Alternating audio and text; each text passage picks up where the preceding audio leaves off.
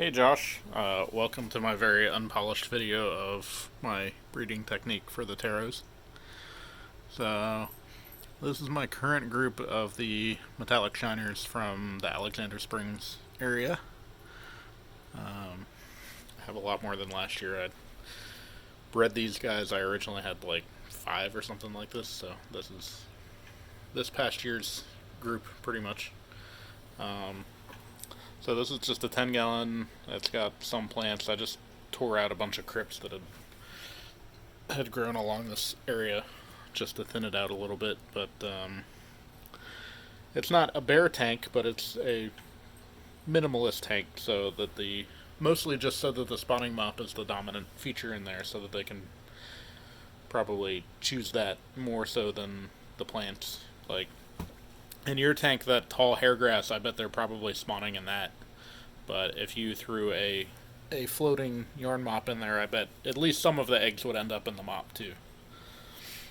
So I'm just gonna real quick show you sort of how I do this. See if I can do it with one hand and take video. It's my homemade lid. Very nice.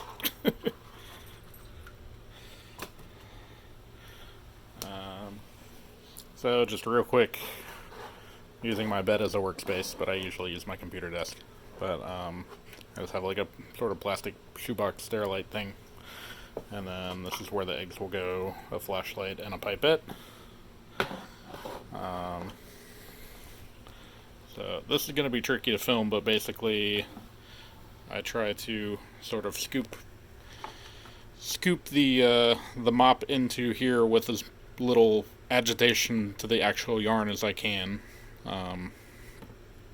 and try and get some water in there so I can swish them around. So I'll see if I can do this with one hand, but if I put the phone down,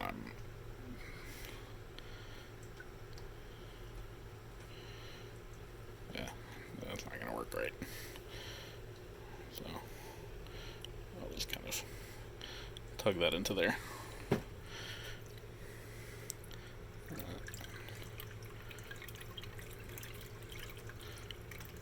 Pour off some excess water.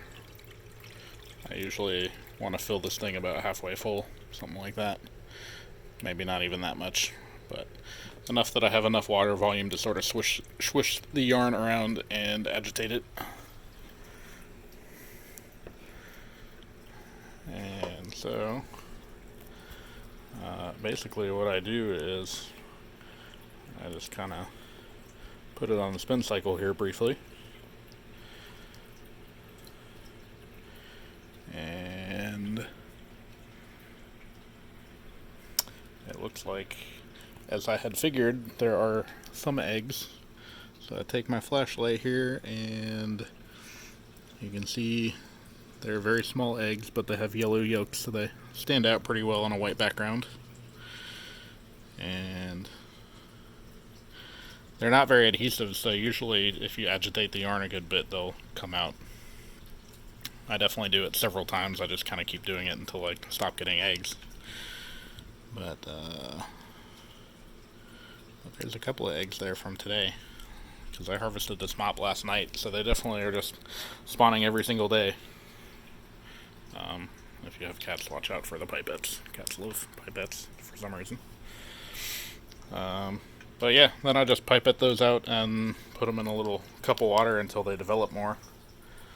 So my last batch, slide this off to the side. So these are the ones from last night, in addition to one that has not quite fully swam up yet, but that's a slightly better developed larvae. He'll probably swim up and start taking powdered foods and rotifers in the next couple days. But yeah, I just put the eggs in a little cup of water like this. I don't agitate it or anything. I just try to keep the water level low enough that they're close to the oxygen.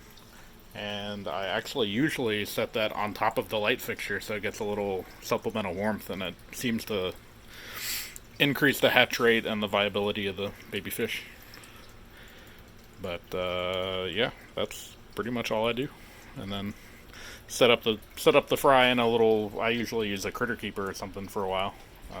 Actually, I have rainbow shiners right now, and so